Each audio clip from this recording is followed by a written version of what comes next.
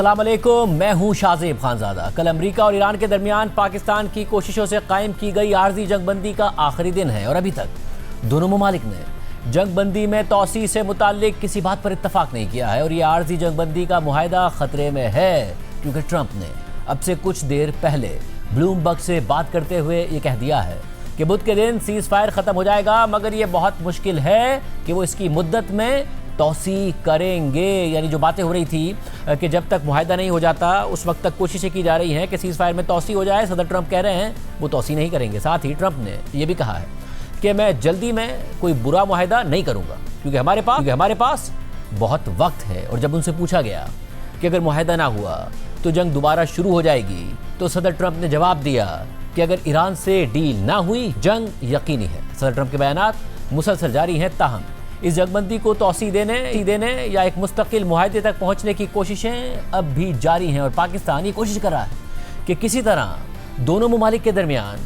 किसी मुआहदे पर इत्तफाक हो जाए। इस सिलसिले में इस हफ्ते इस्लामाबाद में मुज़ाकरात के एक और दौर की तवक्को है और इस हवाले से पाकिस्तान ने अपनी सिफारती कोशिशें मज़ीद तेज़ कर दी हैं और अमरीकी सदर ट्रंप ने इन मुज़ाकरात के लिए अमरीकी वफ़द की शमूलियत का ऐलान भी कर दिया है। और अब से कुछ देर पहले सदर ट्रंप ने एक अमरीकी अखबार को बताया है कि अमरीकी वफ़द कल सुबह इस्लामाबाद पहुंच जाएगा और इब्तिदाई तहफ़्फ़ुज़ात के बाद अब ये रिपोर्ट्स भी सामने आ रही हैं कि अमरीका के नायब सदर JD वेंस ही मुज़ाकरात में अमरीकी वफ़द की क़यादत करेंगे। ताहम ईरान फ़िलहाल अपना वफ़द पाकिस्तान भेजने से इनकार कर रहा है। ईरान इस इनकार की वजह अमरीका के बढ़ते हुए मुतालबात के साथ साथ अमरीका की जानिब से ईरान की बहरी नाकाबंदी को करार दे रहा है और अमरीका की जानिब से बहरी नाकाबंदी की वजह से हफ्ते और इतवार को दोनों ममालिक के दरमियान कशीदगी में इजाफा हुआ है। मगर अब भी हमारे ज़राए का कहना है कि मुज़ाकरात ऑन ट्रैक हैं और ईरानी वफ़द मुज़ाकरात में शिरकत के लिए पाकिस्तान ज़रूर आएगा। और इस वक्त सदर ट्रंप के सोशल मीडिया पोस्ट और उनकी तरफ से ईरान का नेवल ब्लॉकेड एक बड़ा मसला बना हुआ है।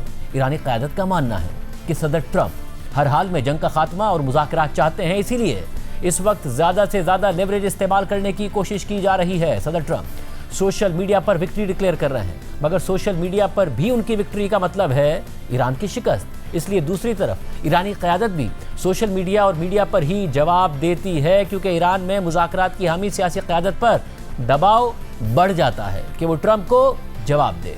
इस सारी सूरत हाल में सदर ट्रंप ने आज अमरीकी अखबार न्यूयॉर्क पोस्ट से बात करते हुए कहा कि नायब सदर JD वेंस पाकिस्तान में होने वाले मुज़ाकरात के लिए अमरीकी वफ़द के साथ पाकिस्तान के लिए निकल रहे हैं और तवक्को है कि वो इस्लामाबाद पहुंच जाएंगे। न्यूयॉर्क पोस्ट के मुताबिक सदर ट्रंप ने एक मुख्तसर फ़ोन इंटरव्यू के दौरान कहा कि हमें बातचीत करनी है। मेरा ख्याल है कि इस वक्त कोई भी फरीक खेल नहीं रहा है। न्यूयॉर्क पोस्ट के मुताबिक ट्रंप ने यह इशारा भी दिया कि वो एक बड़े सिफारती कदम के लिए तैयार हैं और अगर मौका मिला तो वो ईरानी क़यादत से खुद बराह रास्त मुलाकात भी कर सकते हैं। इस हवाले से ट्रंप ने यह भी कहा कि मुझे ईरानी हुकाम से मिलने में कोई मसला नहीं, अगर वो मिलना चाहते हैं तो हमारे पास बहुत काबिल लोग मौजूद हैं, लेकिन मुझे खुद भी मुलाकात में कोई मसला नहीं है। ट्रंप ने मज़ीद कहा कि मुज़ाकरात की एक बुनियादी शर्त है और वो ये है कि ईरान के जौहरी हथियार ख़त्म करने होंगे और ये बहुत सादा सी बात है कि कोई जौहरी हथियार नहीं होगा। जबकि अमरीकी खबर एजेंसी एसोसिएटेड प्रेस के लिए मुनीर अहमद की खबर के मुताबिक पाकिस्तानी हुक्काम का कहना है कि ईरान ने इस हफ्ते इस्लामाबाद में होने वाले दूसरे मरहले के मुज़ाकरात के लिए वफ़द भेजने की आमादगी जाहिर कर दी है।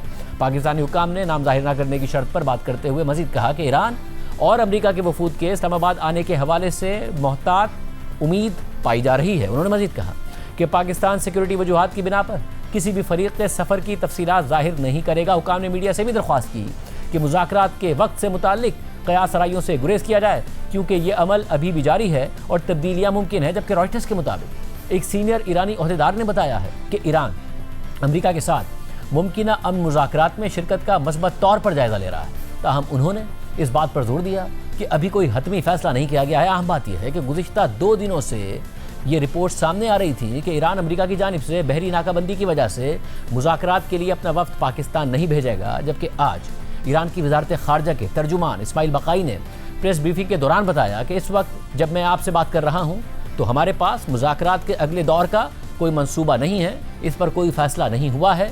आपने अभी एक ईरानी तिजारती जहाज़ पर हमला देखा है, इस सब को जंगबंदी की वाज़ेह खिलाफ वर्जी समझा जाता है। خب ببینید इस वक्त जब मैं आपसे बात कर रहा हूँ, हमारे पास मुज़ाकरात के अगले दौर का कोई मंसूबा नहीं है। इस पर कोई फैसला नहीं हुआ है। इस मामले पर समझौता होने के बाद हमें आबनाए हुर्मुज़ में अमरीकी कार्रवाइयों का सामना करना पड़ा, जिसे उन्होंने बहरी नाकाबंदी का नाम दिया। आपने अभी एक ईरानी तिजारती जहाज़ पर हमला देखा है। इस सब को जंगबंदी की वाज़ेह खिलाफ वर्जी समझा जा रहा है। अमरीकी मीडिया भी ये भी रिपोर्ट कर रहा है कि जेडी वेंस कल यानी मंगल के दिन पाकिस्तान के लिए निकल सकते हैं। बुध को मुज़ाकरात हो सकते हैं। ताहम इस्माइल बकाई के मुताबिक कल रात को ईरानी परचम बरदार कार्गो शिप पर अमरीकी हमला और मजमूई तौर पर अमरीका की जानिब से ईरानी बंदरगाहों की बहरी नाकाबंदी जंगबंदी की वाज़ेह खिलाफ वर्जी है और इसी वजह से ईरान मुज़ाकरात में शिरकत नहीं करेगा या अब तक इसका फैसला नहीं हुआ है। वाज़ेह रहे कि कल रात को पहले सदर ट्रंप ने सोशल मीडिया पर पोस्ट करते हुए लिखा कि आज टोस्का नामी एक ईरानी परचम बरदार कार्गो बहरी जहाज़ हमारी बहरी नाकाबंदी को अबूर करने की कोशिश कर रहा था, लेकिन उनके लिए ये अच्छा नहीं रहा।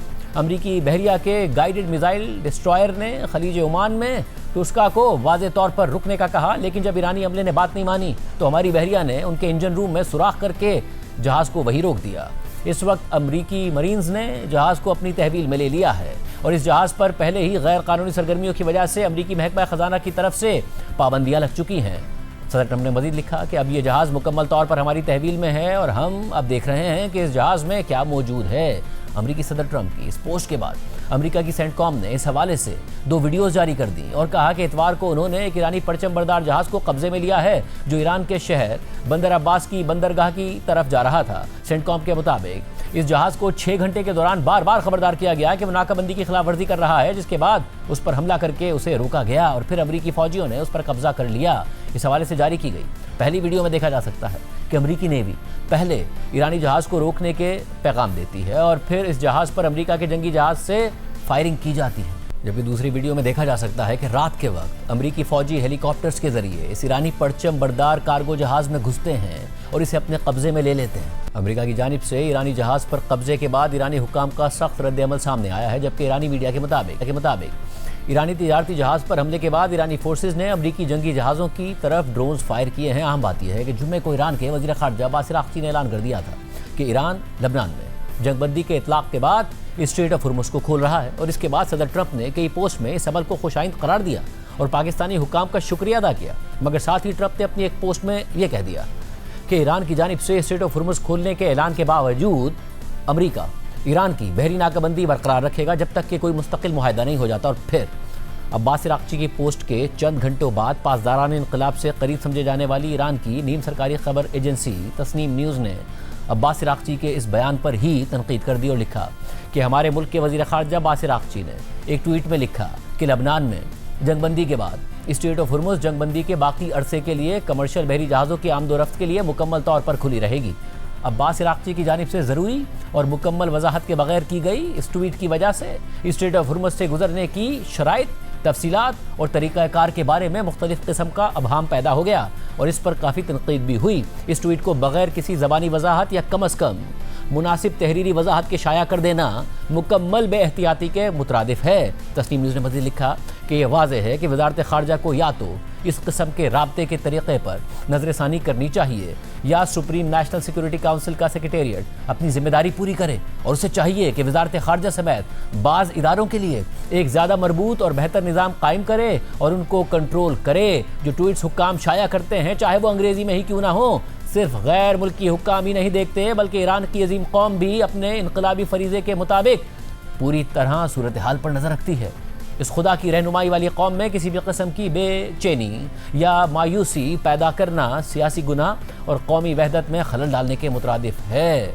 और फिर यह खबर सामने आई कि पासदारान इनकलाब ने ऐलान कर दिया है कि वो अमेरिका की बहरी नाकाबंदी के ख़त्म होने तक स्ट्रेट ऑफ हुर्मुज़ को नहीं खोलेंगे। और फिर हफ्ते को पहले ये रिपोर्ट सामने आई कि पासदारान इनकलाब ने स्ट्रेट ऑफ हुर्मुज़ से गुजरने वाले एक भारतीय कमर्शियल बहरी जहाज़ पर फायरिंग की है और फिर मुतअद्दिद दीगर बहरी जहाज़ों पर हमलों की रिपोर्ट सामने आई और फिर इतवार के दिन स्ट्रेट ऑफ हुर्मुज़ से एक भी जहाज़ नहीं गुजरा, जो कि जंग शुरू होने के बाद शायद पहला ऐसा दिन था, क्योंकि जंग शुरू होने के बाद स्ट्रेट ऑफ हुर्मुज़ से ईरानी जहाज़ गुजरते रहे, मगर अब स्ट्रेट ऑफ हुर्मुज़ मुकम्मल तौर पर बंद है। जैसे कि आप इस वक्त देख सकते हैं कि ये नक्शा दिखा रहा है कि पहले बहुत सारे जहाज़ गुजरते थे, मगर अब स्ट्रेट ऑफ हुर्मुज़ से कोई जहाज़ नहीं गुजर रहा है। हालांकि सदर ट्रंप दावा करते हैं कि उन्होंने ईरानी नेवी तबाह कर दी है, मगर पासदारान इनकलाब के पास सुरंगों में छोटे अटैक बोट्स मौजूद हैं जिनके जरिए वो इस अहम रास्ते को कंट्रोल करते हैं। इस सारी सूरत हाल में पाकिस्तान की आला क़यादत ने ईरानी क़यादत से अहम राब्ता भी किया है। कल ईरान के सदर मसूद पेज़ेश्कियान की वज़ीर आज़म शहबाज शरीफ से फ़ोन पर गुफ्तगू हुई, जबकि ईरानी वज़ीर ख़ारिजा अब्बास इराक़ची का पाकिस्तान के नायब वज़ीर आज़म और वज़ीर ख़ारिजा इसहाक़ डार से भी राब्ता हुआ है। इतवार को वज़ीर आज़म शहबाज शरीफ ने ईरानी सदर से होने वाली गुफ्तगू से मुताल्लिक़ एक्स पर लिखा कि मैंने आज शाम सदर डॉक्टर मसूद पेज़ेश्कियान के साथ खित्ते की बदलती हुई सूरत हाल पर एक खुशगवार और तामीरी गुफ्तगू की। मैंने मुज़ाकरात में ईरान की शमूलियत को सराहा, जिसमें तारीखी मुज़ाकरात के लिए इस्लामाबाद आने वाला आला सतही वफ़द और तेहरान में फील्ड मार्शल सैयद आसिम मुनीर के साथ हालिया मुलाकातें शामिल हैं। वज़ीर आज़म ने मज़ीद लिखा कि मैंने सऊदी अरब, कतर और तुर्की की क़यादत के साथ अपनी हालिया मुलाकातों से हासिल होने वाली मालूमात ईरानी सदर के साथ शेयर की। मैंने उन्हें यकीन दिलाया कि दोस्त ममालिक और शराकतदारों की हिमायत से पाकिस्तान खित्ते में पायदार अमन और इस्तेहकाम के लिए एक दयानतदार और मुखलिस सालिस के तौर पर अपने किरदार के लिए मुकम्मल तौर पर पुरज़म है। जबकि इस हवाले से ईरानी हुकूमत की जानिब से जारी मुख्तसर एलामिया के मुताबिक ईरान के सदर मसूद पेज़ेश्कियान ने पाकिस्तान के वज़ीर आज़म शहबाज शरीफ से गुफ्तगू में कहा कि ईरान की बहरी नाकाबंदी जंग बंदी मुआहदे की खुली खिलाफवर्जी है और अक़वाम मुत्तहिदा के चार्टर के भी खिलाफ है। ईरान अपने मुल्क की खुद मुख्तारी के दिफा के लिए मुकम्मल तौर पर पुरज़म है, ख़ास तौर पर अगर अमरीका और इसराइल की तरफ से दोबारा कोई कार्रवाई की गई तो। ताहम ईरान की नीम सरकारी खबर एजेंसी तस्नीम न्यूज़ के मुताबिक ईरानी सदर मसूद पेज़ेश्कियान ने पाकिस्तान के वज़ीर आज़म शहबाज शरीफ से होने वाली गुफ्तगू में मुज़ाकरात और जंगबंदी के दौरान अमरीका की मुसलसल वादा खिलाफी, दबाव डालने और गैर माकूल रवैये का जिक्र किया है और उनसे कहा है कि ईरान के खिलाफ नाम निहाद बहरी नाकाबंदी में अमरीका की इश्तियाल अंगेज़ और गैर कानूनी कार्रवाइयाँ जंगबंदी मुआहदे की खुली खिलाफवर्जी और अक़वाम मुत्तहिदा के चार्टर के खिलाफ हैं। इस दौरान सदर मसूद पेज़ेश्कियान ने इस बात पर जोर दिया कि इस तरह के इक़दामात और अमरीकी हुकाम की धमकी आमेज़ ज़ुबान अमरीका पर ईरान के एतमाद को मज़ीद कम कर रही हैं और ये जाहिर करती हैं कि अमरीका माजी की पॉलिसियों को दोहराना और सिफारतकारी से पीछे हटना चाहता है। खबर के मुताबिक सदर मसूद पेज़ेश्कियान ने वज़ीर आज़म शहबाज शरीफ से मज़ीद कहा कि अगर अमरीका और सहयूनी हुकूमत की तरफ से दोबारा कोई मुहिम जोई की गई तो ईरान अपनी इलाक़ाई सालमियत का दिफा करेगा। जबकि ईरानी मीडिया के मुताबिक अपने पाकिस्तानी हम मनसब इसहाक़ डार के साथ टेलीफोनिक गुफ्तगू के दौरान ईरान के वज़ीर ख़ारिजा अब्बास इराक़ची ने अमरीका की तरफ से पिछले एक साल में की गई बार बार की वादा खिलाफियों का जिक्र किया और उन्होंने गुज़िश्ता साल जून और मार्च में मुज़ाकरात के दौरान ईरान के खिलाफ अमरीकी फ़ौजी जारियत का हवाला देने के साथ साथ हालिया जंगबंदी की खिलाफ वर्जियों, ईरान की बंदरगाहों और साहिलों समेत बहरी जहाज़ों से मुतालिक धमकियों, इश्तियाल अंगेज़ बयानात, गैर माकूल मुतालबात और तज़ादात की निशानदही की। इस दौरान अब्बास इराक़ची ने इसहाक़ डार से कहा कि ये सब अमरीका के बुरे इरादों और सिफारतकारी में अदम संजीदगी की वाज़े अलामात हैं। इसके अलावा पाकिस्तान में ईरान के सफ़ीर रज़ा अमीरी मुक़द्दम ने इस हवाले से लिखा कि बैनुल-अक़वामी कानून की खिलाफ वर्जी करते हुए, बहरी नाकाबंदी को मज़ीद सख्त करते हुए और मज़ीद जंगी जराइम के ज़रिए ईरान को धमकियाँ देते हुए, गैर माकूल मुतालबात पर इसरार करते हुए और सख्त बयानात देते हुए आप ये नहीं कह सकते कि आप सिफारतकारी कर रहे हैं। जब तक ये बहरी नाकाबंदी बरकरार रहेगी, कशीदगी भी बरकरार रहेगी। इस सारी सूरत हाल में कल सदर ट्रंप ने मुज़ाकरात के हवाले से पोस्ट करते हुए लिखा था कि ईरान ने कल स्ट्रेट ऑफ हुर्मुज़ में गोलियां चलाने का फैसला किया, जो जंग बंदी मुआहदे की मुकम्मल खिलाफ वर्जी है। इनमें से कई गोलियां एक फ्रांसीसी जहाज़ और बरतानिया के एक माल बरदार जहाज़ की तरफ चलाई गई। अच्छा नहीं था मेरे नुमाइंदे इस्लामाबाद जा रहे हैं, वो वहाँ मुज़ाकरात के लिए मौजूद होंगे। ट्रंप ने मज़ीद लिखा कि ईरान ने हाल ही में ऐलान किया कि वो स्ट्रेट ऑफ हुर्मुज़ को बंद कर रहे हैं, जो एक अजीब बात है क्योंकि हमारी नाकाबंदी ने पहले ही उसे बंद कर रखा है। ट्रंप ने मज़ीद लिखा कि हम एक बहुत मुनसिफाना और मुनासिब मुआहदा पेश कर रहे हैं और मुझे उम्मीद है कि ईरानी इसे कबूल कर लेंगे, क्योंकि अगर उन्होंने ऐसा ना किया तो अमेरिका ईरान के हर पावर प्लांट और हर पुल को तबाह कर देगा। अब मज़ीद नरमी नहीं होगी, वो जल्दी मान जाएंगे, आसानी से मान जाएंगे और अगर उन्होंने मुआहदा कबूल ना किया तो मेरे लिए ये एजाज़ होगा कि मैं वो सब कुछ करूँ जो ज़रूरी है, जो पिछले 47 सालों में दूसरे सदूर को ईरान के साथ कर देना चाहिए था।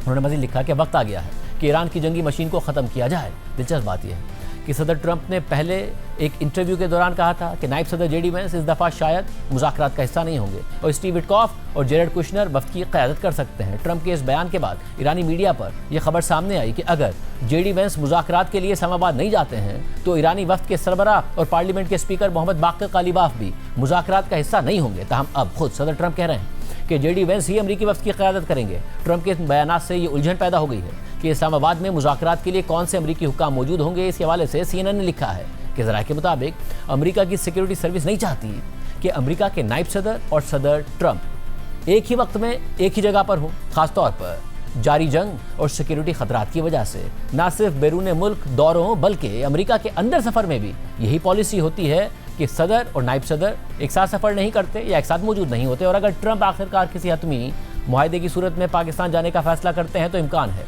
कि नायब सदर JD वेंस को पहले अमेरिका वापस जाना पड़ेगा। इस सारी सूरत हाल में मुज़ाकरात के हवाले से पाकिस्तान की कोशिशें और तैयारियां जारी हैं, जबकि अमरीकी अखबार वॉल स्ट्रीट जर्नल के मुताबिक आला हुक्काम का कहना है कि ईरान और अमेरिका के मुज़ाकरात में अभी तक जो मसला हल नहीं हो पाया वो मुस्तकबिल में ईरान की जानिब से यूरेनियम अफजोदा करने का मामला है। अमेरिका ईरान के यूरेनियम अफजोदगी प्रोग्राम के मुस्तकिल खात्मे पर जोर दे रहा था, लेकिन गुज़िश्ता हफ्ते वो ईरान की जानिब से 20 साल के लिए इस प्रोग्राम की मअतली कबूल करने के लिए तैयार दिखाई दिया। ट्रंप के लिए इससे कम मुद्दत पर मान जाना एक ऐसा मुआहदा लगेगा कि जो 2015 के जौहरी मुआहदे जैसा होगा, जिस पर खुद सदर ट्रंप तवील अरसे से तनकीद करते रहे हैं। 2015 के इस मुआहदे के तहत ईरान को 15 साल तक 3.67% से ज़्यादा अफजोदा यूरेनियम बनाने से रोक दिया गया था, क्योंकि इतनी अफजोदा यूरेनियम होने का मतलब है कि वो यूरेनियम बिजली पैदा करने और दीगर सिविल मकासद के लिए इस्तेमाल की जा सकती है। मगर इससे ज़्यादा अफजोदा करने पर एतराज़ इसलिए है कि इससे यह ख़तरा पैदा हो जाता है कि ईरान न्यूक्लियर बॉम्ब बनाना चाहता है और न्यूक्लियर बॉम्ब के लिए 90% से ज़ायद अफजोदगी दरकार होती है, जबकि ईरान के पास 60% से ज़ायद अफजोदा तकरीबन 440 किलोग्राम यूरेनियम मौजूद है, जिसे 90% तक पहुंचाने में ज़्यादा वक्त नहीं लगेगा। इसीलिए अमेरिका इस यूरेनियम की हवालगी या फिर इसे डाउन ब्लेंड करके कम अफजोदा करने पर इसरार करता रहा है। ये बात भी वाज़ेह है कि इतलात के मुताबिक ये अफजोदा यूरेनियम ईरान की उन जौहरी तनसीबात में मौजूद है जिन्हें सदर ट्रंप के दावों के मुताबिक पिछले साल जून में B-2 बमबार तैयारों के जरिए तबाह कर दिया गया था। और सदर ट्रंप ये दावा करते हैं कि वो यूरेनियम एक डस्ट में तब्दील हो चुकी है, मगर हम उसकी हवालगी का मुतालबा करते हैं। मुज़ाकरात से वाकिफ़ हुक्काम का कहना है कि हालिया दिनों में इस मामले पर कुछ नरमी देखी गई है और ईरान ये जांच रहा है कि आया अमेरिका 10 साल बाद ईरान को अफजोदगी से मुताल्लिक कुछ काम करने की इजाज़त देने पर आमादा हो जाएगा या नहीं। सालिसों के ज़ेरे गौर एक तजवीज़ के मुताबिक ईरान 10 साल के लिए अफजोदगी रोक देगा और इसके बाद ईरान को कम मिकदार में कम अफजोदा यूरेनियम कम अज़ कम मज़ीद 10 साल तक पैदा करने की इजाज़त दे दी जाएगी। इस पूरी सूरत हाल पर बात करेंगे। हमारे साथ मौजूद हैं इस्लामाबाद से सहाफ़ी कामरान यूसुफ और एजाज सैयद। आप दोनों का बहुत शुक्रिया। और आप दोनों की तरफ आने से पहले मैं अपने नाज़रीन को यह बता दूं कि अमरीकी अखबार न्यूयॉर्क टाइम्स ने अब से थोड़ी देर पहले रिपोर्ट किया है कि मिक्स्ड मैसेजेस के बावजूद जो मुख्तलिफ ईरानियन ऑफिशल्स हैं उन्होंने इस बात का इशारा दिया है कि ईरान का डेलीगेशन मंगल के दिन इस्लामाबाद जाएगा और मंगल के दिन ही अमेरिका के vice president JD Vance Islamabad पहुंचेंगे। अमेरिकी अखबार न्यूयॉर्क टाइम्स नाज़रीन ये रिपोर्ट कर रहा है कि मिक्स सिग्नल्स देने के बावजूद जो मुख्तलिफ ईरानियन ऑफिशल्स हैं उन्होंने इस बात का इशारा दिया है कि मंगल के दिन ईरान का वफ़द आएगा इस्लामाबाद और मंगल के दिन ही JD वेंस भी इस्लामाबाद पहुंचेंगे। इसके अलावा मिक्स सिग्नल्स होने के बावजूद ये बात भी वाज़ेह नज़र आ रही है इस खबर के मुताबिक कि मंडे को ये बात प्लान कर ली गई थी कि निगोशिएटर्स को दोनों तरफ से भेजा जाएगा, जबकि अगर JD वेंस ना आते तो फिर बाकर कालिबाफ भी नहीं आते, क्योंकि सदर ट्रंप ने शुरू में ये इशारा दे दिया था कि JD वेंस नहीं आ रहे हैं और सिर्फ स्टीव विटकॉफ और जेरेड कुशनर आ रहे हैं। मगर अब सदर ट्रंप ने वादे कर दिया है कि JD वेंस आ रहे हैं। अमेरिकी मीडिया कह रहा है कि JD वेंस आ रहे हैं, इसलिए ईरान के वक्त में भी बाकर कालिबाफ मौजूद होंगे। ये भी अब खबर सामने आ रही है। मंगल के दिन ईरान का वक्त पाकिस्तान में होगा, मंगल के दिन ही JD वेंस भी पाकिस्तान में होंगे और फिर मुज़ाकरात होंगे। ये अब अमरीकी अखबार न्यूयॉर्क टाइम्स भी वाज़ेह तौर पर रिपोर्ट कर रहा है। कामरान, आप मुसलसल ये कह रहे हैं कि मुज़ाकरात ज़रूर होंगे, ईरानी वफ्द भी ज़रूर आएगा, अमरीकी वफ्द भी ज़रूर आएगा। आपको अभी भी लग रहा है कि ऐसा ही होगा? जो सदर ट्रंप के बदलते हुए बयानात हैं और ईरानी वफ्द की तरफ से ये कहना कि अब तक यही पोजीशन है जो आज कहा गया कि हम नहीं जा रहे मुज़ाकरात में। मेरे ख्याल में जो आपने जिक्र किया, अगर आप ईरान के जो स्पोक्स पर्सन है उनका बयान देखें तो उन्होंने रूल आउट नहीं किया। उन्होंने यही कहा है कि जी हम अभी फैसला नहीं किया इस वक्त तक। और जो कुछ इतलात है कि जो बैक चैनल डिप्लोमेसी है वो बिल्कुल एक्टिव है। पाकिस्तान के वज़ीर ख़ारजा और ईरान के वज़ीर ख़ारजा के दरमियान टेलीफोनिक रब्ता भी हुआ है, जिसमें पाकिस्तान के वज़ीर ख़ारजा ने इस बात पर जोर दिया है कि जो डायलॉग और डिप्लोमेसी है इसका सिलसिला जारी रहना चाहिए। फिर ईरान के सदर का भी अगर आप बयान देखें, उन्होंने भी ये कहा है कि जंग किसी मसले का हल नहीं है। तो अभी तक तो ऑफिशियली उस तरीके से ईरान ने कहा नहीं है, लेकिन मेरा जो I stand by what I am saying कब से के बिल्कुल ये मुज़ाकरात होंगे। और जो ग्राउंड के ऊपर इस वक्त आपको सिचुएशन नजर आ रही है, इनफैक्ट जब ईरान की वज़ारत ख़ारजा की तरफ से ये स्टेटमेंट भी सामने आया, थोड़ी कंफ्यूजन भी हुई। उसके बाद भी इवन जो अमेरिकी मिलिट्री एयरक्राफ्ट्स हैं, जो उनकी एडवांस टीम्स हैं, वो इस्लामाबाद में लैंड कर रही थी। इनफैक्ट शाम को ही मैं जब इस्लामाबाद आ रहा था तो देखा मैंने कि उस वक्त भी एक अमेरिकी जहाज जो है वो लैंड कर रहा था, और ये सिलसिला पिछले 24 घंटे से जारी है। तो इसका मतलब है कि जो पब्लिक स्टेटमेंट्स हैं और जो ग्राउंड के ऊपर सिचुएशन है उसमें आपको काफी तजाद नजर आता है। और जो पाकिस्तानी जराए हैं वो भी ये कह रहे हैं कि यस कुछ इरिटेंट जरूर हैं, लेकिन उनका ये भी कहना है कि जो सिचुएशन है बिहाइंड द सीन वो ऐसी होपलेस नहीं है, और उनका भी यही ख्याल है कि अल्टीमेटली इस्लामाबाद में मुज़ाकरात होंगे, अमेरिकी वक्त भी आएगा और ईरानी वक्त भी आएगा। आप भी मुसलसल इस हवाले से रिपोर्ट कर रहे हैं, एक तरफ वो तैयारियां जो आप इस्लामाबाद में देख रहे हैं और दूसरी तरफ आपके जराए क्या बता रहे हैं?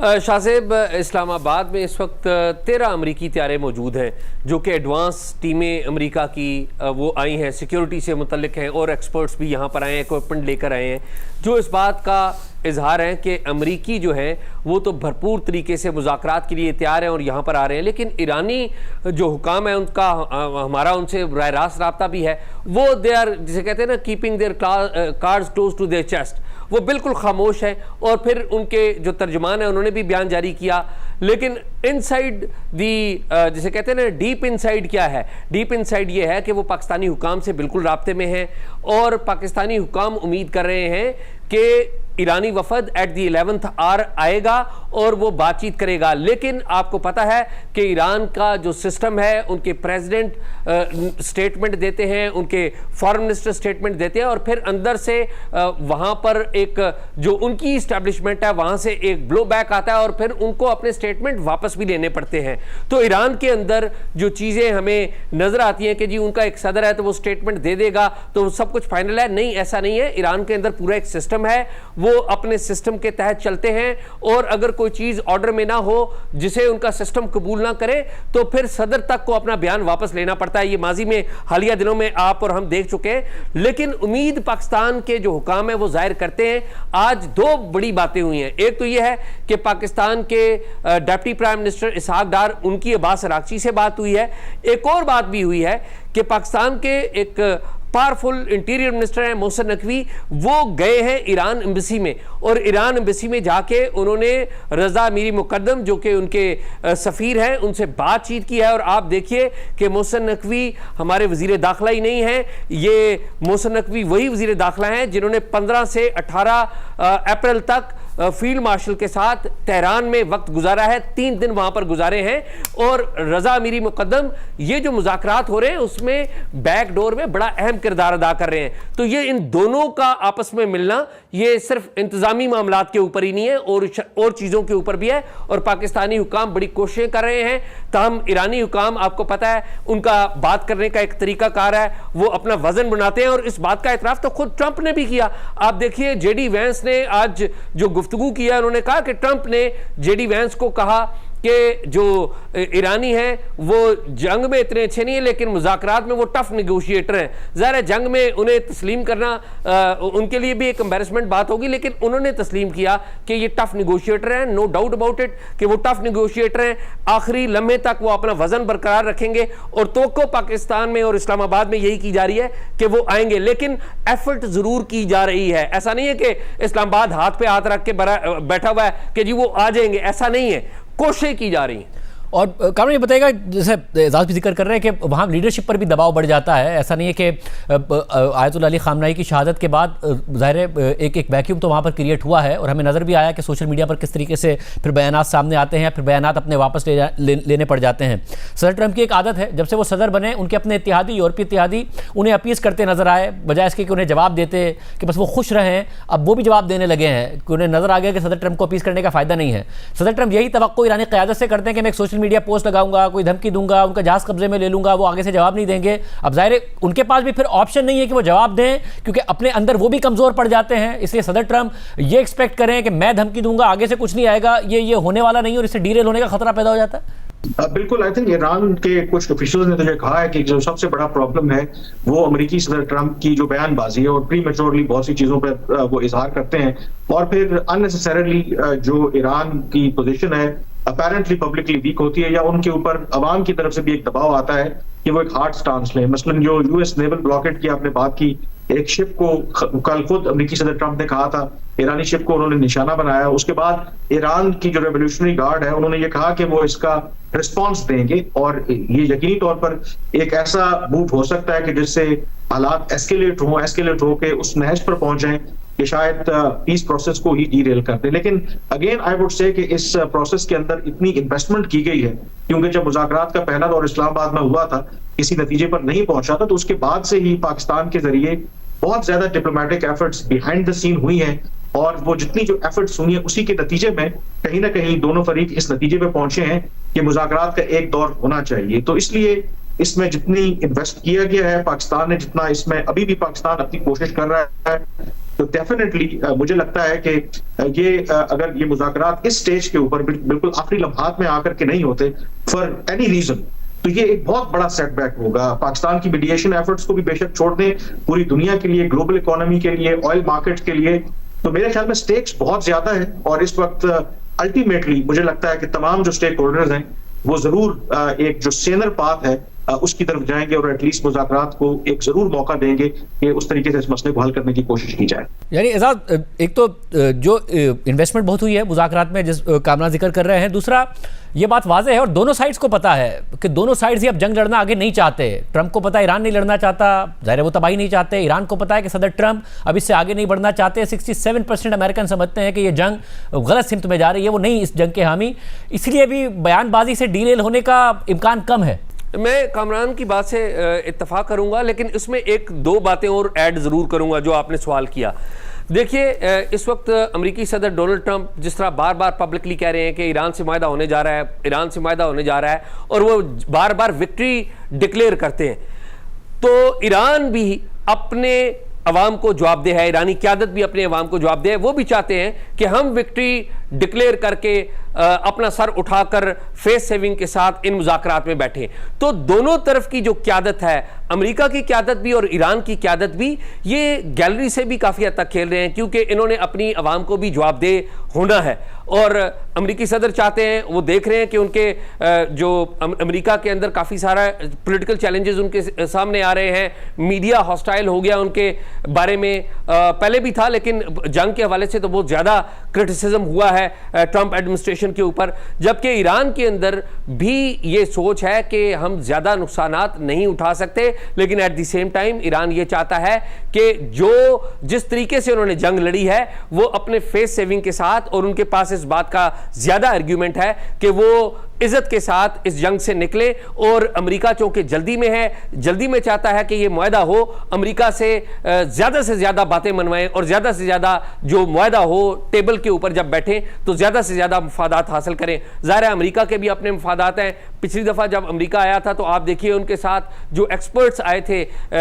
3 मुज़ाकरातकारों के साथ तकरीबन 6 के करीब एक्सपर्ट आए थे, जबकि ईरानी पूरे वफद के साथ आए थे। 70 के करीब वफद के अराकीन थे और एक्सपर्ट्स बैठे हुए थे जो कि कन्वेंशन सेंटर में हमारे साथ बैठे हुए थे, और कुछ उनके साथ सरीना होटल में गए थे। और जो ईरानी वफद के अराकीन है वो बाकायदा अपने साथ जो लोग आए हुए थे, मुतल्लिका एक्सपर्ट्स, उनके साथ बातचीत करते थे और राय लेते थे। जब मुज़ाकरात हो रहे थे, मुज़ाकरात के दौरान वो बातचीत कर रहे थे, राय ले रहे थे, जबकि अमेरिकी जो है उनके पास एक्सपर्ट भी कम थे और वो एक्सपेक्ट भी शायद इतना नहीं कर रहे थे कि ईरानी इस कदर तैयारी से आएंगे। तो इस दफ़ा लग यही रहा है कि दोनों फेस सेविंग चाहते हैं, दोनों चाहते हैं कि जंग ना हो, लेकिन एट द सेम टाइम दोनों ये चाहते हैं कि हमें एक दूसरे पर बर्तरी मिले। ट्रंप चाहते हैं कि विक्ट्री उनके नाम हो और वो अपनी सर उठाकर कह सके कि हम जीत गए, और ईरान चाहता है कि जिस तरीके से उन्होंने मुकाबला किया है अमेरिका का और इजराइल का, जिस तरीके से उन्होंने मुकाबला किया, वो चाहते हैं कि हम ज़्यादा से ज़्यादा मफादात लें। बहुत शुक्रिया नाज़रीन, उम्मीद है कि मुज़ाकरात ऑन ट्रैक हैं, कामयाब होंगे। हमारे ज़राए भी हमें यही बता रहे हैं। आपने सुना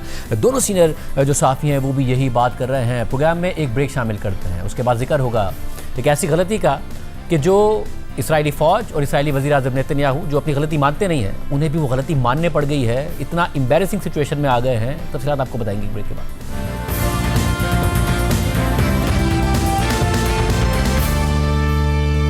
ईरान जंग की वजह से अमेरिकी सदर ट्रंप की मकबूलियत में गैर मामूली कमी आ रही है और इसराइली जारहियत की मुसलसल हिमायत और मदद अमेरिका में ट्रंप की सपोर्ट बेस को मुतासिर कर रही है।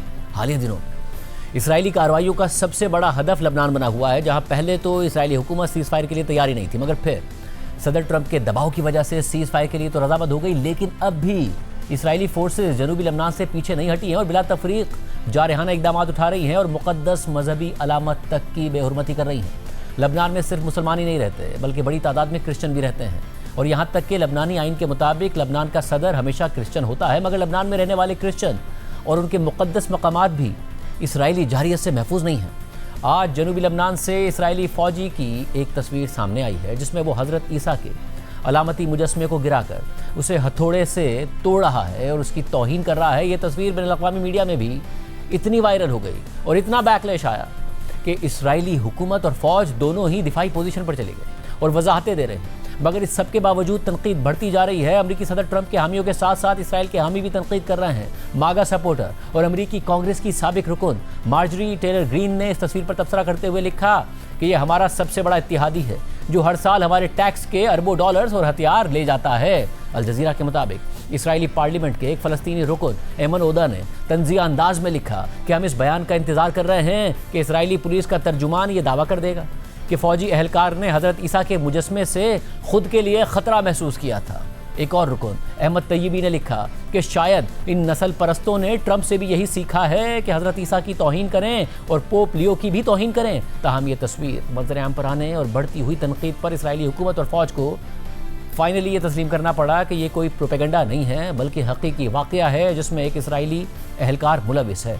इसराइली फ़ौज यानी IDF ने तस्लीम किया कि ये तस्वीर इसराइली फ़ौजी की ही है जो जनूबी लबनान में तैनात है। साथ ही IDF की जानिब से इस वाक़े की मजम्मत की गई और तहकीकात का ऐलान कर दिया गया। इसराइली फ़ौज के एलामी के मुताबिक तस्वीर के हवाले से इब्तिदाई जायज़े के बाद ये तयन कर लिया गया है कि ये तस्वीर जनूबी लबनान में तैनात IDF के एक सिपाही की है। IDF इस वाक़े को निहायत संजीदगी से देखती है और इस बात पर जोर देती है कि सिपाही का रवैया मुकम्मल तौर पर उन इक़दार के ख़िलाफ़ है जिनकी इसराइली फ़ौज के एहलकारों से तवक्को की जाती है। इसराइली फ़ौज की नॉर्दर्न कमांड इस वाक़े की तहकीकात कर रही है और इस मामले से चेन ऑफ कमांड के तहत निपटा जा रहा है। फाइंडिंग्स के मुताबिक मुलविस अफराद के खिलाफ मुनासिब इक़दाम किए जाएंगे।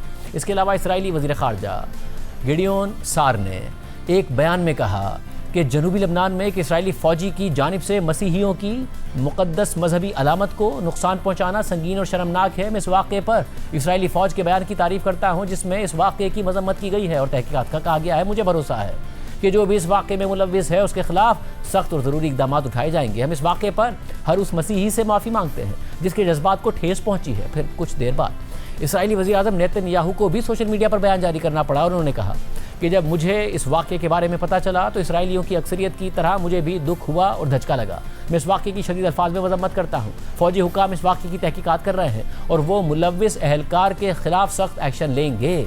अपने इस बयान में इसराइली वज़ीर-ए-आज़म नेतन्याहू ने एक दफ़ा फिर खित्ते के मुसलमानों से नफ़रत का इज़हार करके वाक़े से तवज्जो हटाने की भी कोशिश की। साथ ही दावा कर दिया कि इसराइल में तमाम मज़ाहिब अच्छे तरीके से ज़िंदगी गुजारते हैं और हम तमाम मज़ाहिब से ताल्लुक़ रखने वाले अफराद को एक नज़र से देखते हैं। नेतन्याहू का ये दावा है, मगर अमरीकी सहाफ़ी टकर कार्लसन को दिए गए एक इंटरव्यू में इसराइली पादरी ने बताया था कि इसराइल में रहने वाले मसीहियों को मुश्किलात का सामना करना पड़ता है, तौहीन आमेज़ रवैयों को बर्दाश्त करना पड़ता है। और ये पहली दफ़ा नहीं है कि इसराइली फोर्सेस ने जंग के दौरान क्रिश्चियन इबादतगाहों या मुक़द्दस अलामात को निशाना बनाया हो या उन्हें इबादत से रोका हो।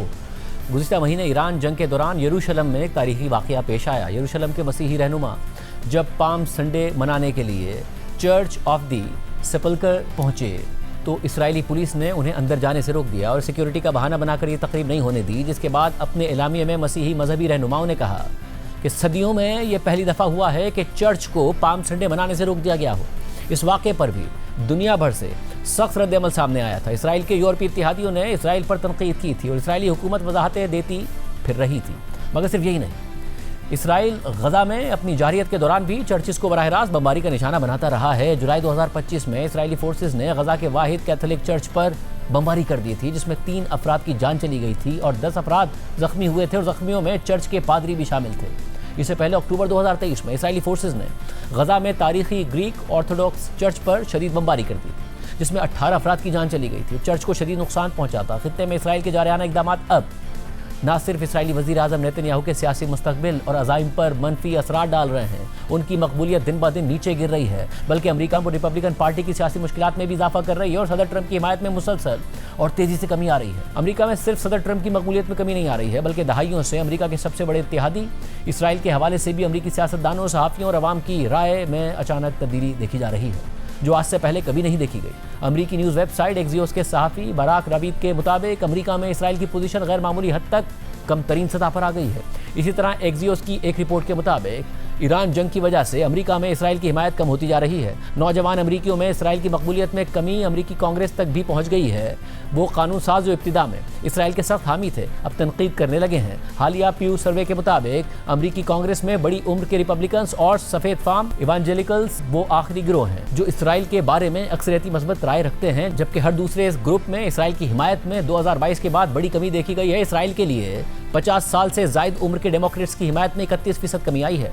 नौजवान रिपब्लिकन्स और नौजवान डेमोक्रेट्स में इसराइल की हिमायत में 22% कमी आई है। इसके अलावा मजहबी रुझानात रखने वाले अराकीन जैसे कि प्रोटेस्टेंट्स में इसराइल की हिमायत में 14% और कैथलिक्स में 23% कमी देखी गई है, जबकि गैर मजहबी अफराद में 20% कमी देखी गई है। यहाँ तक कि सफ़ेद फार्म इवांजेलिकल्स की इसराइल के लिए हिमायत जो 2022 में 80% थी, उसमें भी 15 पॉइंट्स की कमी आ गई है। वाज़ेह रहे कि अमेरिकी कांग्रेस में इसराइली हिमायत में गैर मामूली कमी की ये सूरत हाल गुज़िश्ता हफ्ते इसराइल को दिफाई सामान की फ़रोख्त के हवाले से होने वाली वोटिंग के दौरान भी सामने आई थी, जहाँ 47 डेमोक्रेट सेनेटर्स में से 40 ने इसराइली फ़ौज को बुलडोजर्स फराहम करने की मुखालफत में वोट दे दिया था। 47 डेमोक्रेट सेनेटर्स में से 36 ने इसराइली फ़ौज को बॉम्ब फराहम करने के खिलाफ वोट दिया था। जो डेमोक्रेट सेनेटर्स सदारती इंतखाबात में हिस्सा लेने पर गौर कर रहे हैं, उनमें से किसी ने भी इसराइल को असलाह फराहम करने के हक़ में वोट नहीं दिया था।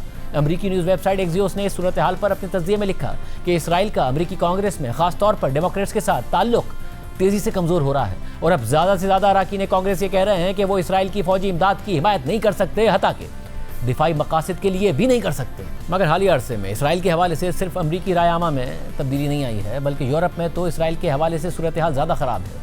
यूरोपीय लीडर्स खुलकर इसराइली जारियत की मुखालफत कर रहे हैं और अब तो बात इसराइल से यूरोप के मुआहदे ख़त्म करने तक पहुँच गई है। यूरोप में इसराइल मुखालिफ कैंप के लीडर यानी स्पेन ने यूरोपीय यूनियन से बड़ा मुतालबा कर दिया है। स्पेन के वज़ीर आज़म पेड्रो सांचेज़ ने अपने बयान में कहा है कि अब वक्त आ चुका है कि यूरोपीय यूनियन इसराइल के साथ एसोसिएशन एग्रीमेंट ख़त्म कर दे। हमारा इसराइली अवाम के साथ कोई मसला नहीं है, मगर वहाँ की हुकूमत आलमी क़वानीन की खिलाफ वर्जी करती है, इसलिए यूरोपीय यूनियन के उसूलों के मुताबिक इसराइल हमारा पार्टनर नहीं हो सकता। No to war. इसके अलावा न्यूज़ वेबसाइट पॉलिटिको के मुताबिक स्पेन के वज़ीर आज़म ने कहा है कि मंगल को यूरोपीय यूनियन के वज़ीर ख़ारजा की मीटिंग में स्पेन बाज़ाब्ता तौर पर अपनी तजवीज़ पेश करेगा। वाज़ेह रहे कि यूरोपीय यूनियन के एसोसिएशन एग्रीमेंट के तहत पार्टनर ममालिक के साथ दो तरफ़ा ताल्लुकात समेत तिजारत और सियासी ताल्लुकात के हवाले से खुसूसी मराहत दी जाती हैं। इस मुआहदे के तहत पार्टनर ममालिक को तिजारत के हवाले से यूरोपीय ममालिक में सहूलतें फराहम की जाती हैं। इसके अलावा यूरोपीय यूनियन, जर्मनी, फ्रांस और इटली समेत मुतादिद यूरोपीय ममालिक फ़लस्तीन और लबनान में इसराइली इक़दामात और ऐलानात की मुखालफत कर रहे हैं और ये मुखालफत अब ज़बानी बयानात से अमली इक़दामात की शक्ल इख्तियार कर रही है। इटली, जो यूरोपीय यूनियन में अमेरिका और इसराइल का सबसे बड़ा हिमायती समझा जाता था, उसने इसराइल के साथ दिफाई मुआहदे की ऑटोमेटिक रिन्यूअल यानी खुदकार तोसी रोक दी है। इटली और इसराइल के दरमियान इस दिफाई मुआहदे के तहत फ़ौजी साजो सामान के तबादले और दिफाई टेक्नोलॉजी में ताउन शामिल था। साथ ही कुछ अरसे से यूरोपीय यूनियन इसराइल के साथ दिफाई और बाहमी ताल्लुक़ मुअत्तल करने पर संजीदगी से गौर कर रहा है, जिसमें इसराइल की होराइजन यूरोप प्रोग्राम तक रसाई को मुअत्तल करने की तजावीज़ भी शामिल है। ये प्रोग्राम यूरोपीय यूनियन में रिसर्च और इनोवेशन के लिए फंडिंग का प्रोग्राम है, जिससे इसराइल काफ़ी अरसे से फ़ायदा उठा रहा है। आज के प्रोग्राम में इतना ही। इजाज़त दीजिए। अल्लाह हाफ़िज़।